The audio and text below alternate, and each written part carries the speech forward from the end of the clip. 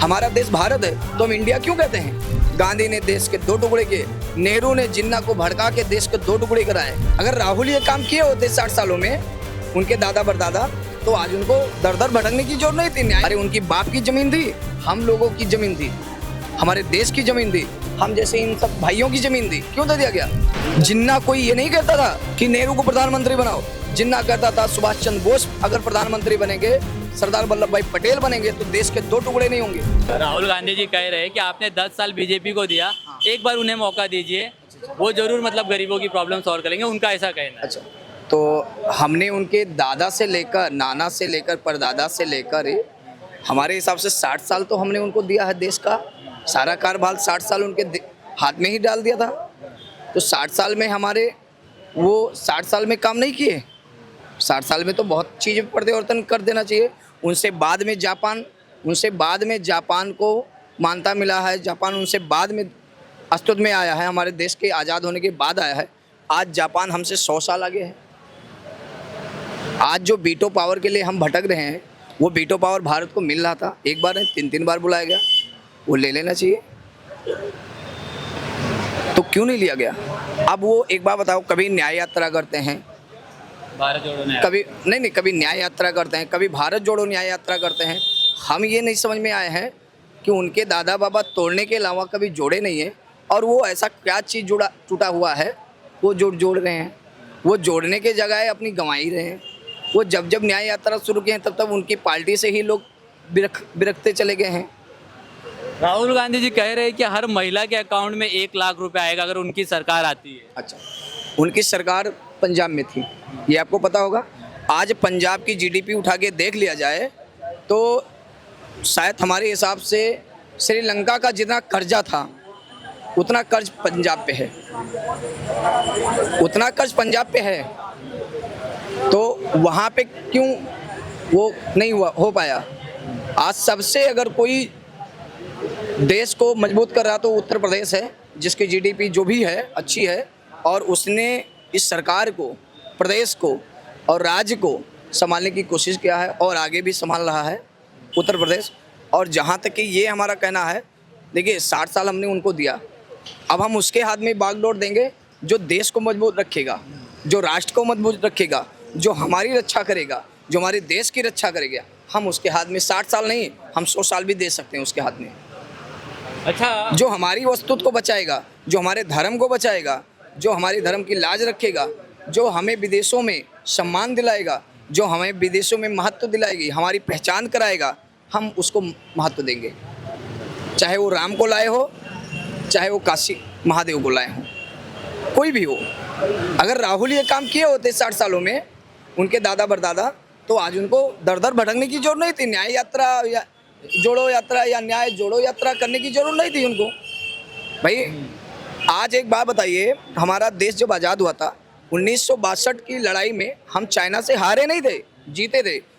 और एक हमारा जवान था, उनका नाम था मेजर शैतान सिंह, शायद आप लोगों को मालूम है या नहीं मालूम होगा।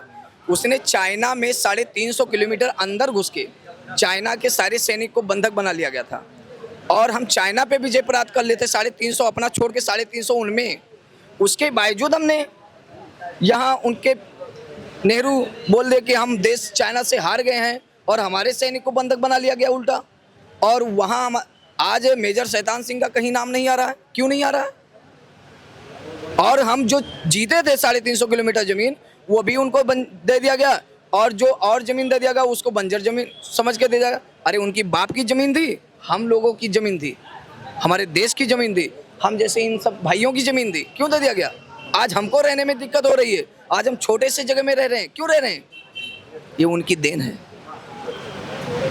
जिन्ना कोई ये नहीं कहता था कि नेहरू को प्रधानमंत्री बनाओ। जिन्ना कहता था सुभाष चंद्र बोस अगर प्रधानमंत्री बनेंगे, सरदार वल्लभ भाई पटेल बनेंगे तो देश के 2 टुकड़े नहीं होंगे।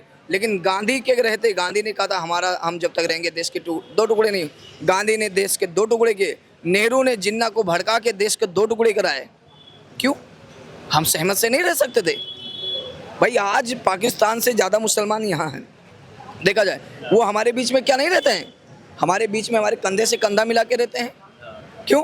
उनको ये देश प्यारा नहीं है? आज वो नमाज पढ़ने के लिए, नमाज सजदा अदा करने के लिए रोड पे उतरते हैं, हमारी फोर्स लग जाती है, हमारी सरकार उनको पुलिस प्रोटेक्शन देती, क्यों देती है? वो हमारे देश के नागरिक हैं। कहीं ऐसा देश है, कोई ऐसा देश बता दो, 57 देश मुस्लिम कंट्री है, कोई ऐसा देश बता दो जिसमें लोगों को अगर नमाज श्रद्धा अदा करते हैं और उनको पुलिस प्रोटेक्शन देती हो तो बताओ हमको। कोई नहीं है। ये भारत है। भारत वैश्य कुटुंबों का देश है। यहाँ सब धर्म, सब लोगों का सम्मान होता है। तो हम तो चाहते हैं कि जो 10 साल जिसके हाथ में दिया गया था बागडोर, उनको और 50 साल दे दिया जाए। तो आने वाले समय में आप इनडायरेक्ट मतलब डायरेक्टली बीजेपी की सरकार देखना चाहते हैं? देखिए, हम बीजेपी को नहीं प्रमोट कर रहे हैं। हाँ। हम जो उस पद पे बैठा हुआ कहीं ना इंसान, कहीं आप बीजेपी के काम से खुश तो हो? नहीं, हम जो उस शख्स बैठा हुआ शख्स है, उस शख्स की सपोर्ट कर रहे हैं। हम बीजेपी या कांग्रेस या सपा या बसपा या ओवैसी पवैसी इनकी सपोर्ट नहीं कर रहा हूँ। हम उस शख्स की सपोर्ट कर रहे हैं जो आज किसी देश को अपने पैरों में, इस भारत के पैरों में झुकाता है। अपने पैरों में नहीं, भारत के पैरों में झुकाता है। आज इंडिया शब्द है, इंडिया शब्द के ऊपर हम भारतीय लोग कितना टैक्स देते हैं मालूम होगा आपको? हमारा देश भारत है तो हम इंडिया क्यों कहते हैं? इंग्लैंड ने इंडिया को इंडिया दे गए थे, आज उसका टैक्स इंग्लैंड ले रहा ना। आज वहीं की आप दिखा लो, आज वहाँ का एक राष्ट्रपति कौन है? आज वहाँ का भी ऋषि सुनक मूल निवासी भारतीय है ना, वहाँ का शासन चला रहा है। तो आने वाले, हम जानते हैं कि आने वाले 10 साल 15 साल के बाद हर देश पे, पूरे कंट्री पे, जितनी कंट्रियाँ, अधिकतर भारतीय ही राज करेंगे। इसलिए ताली जोर से बजाओ। तालियों में आवाज दम नहीं है यहाँ पे। ये तो देखिए, एक बात बता दें, ये हमारे बहुत सारे लोग हैं, भाई बंधु हैं और पिता तुल्य लोग बैठे हैं, खड़े भी हैं। क्या है, पूरा दिन ड्यूटी करते हैं, घर से 1200 किलोमीटर, 1800 किलोमीटर, 250 2200 किलोमीटर चल वहाँ से आते हैं और यहाँ 2 रोटी कमाने के लिए।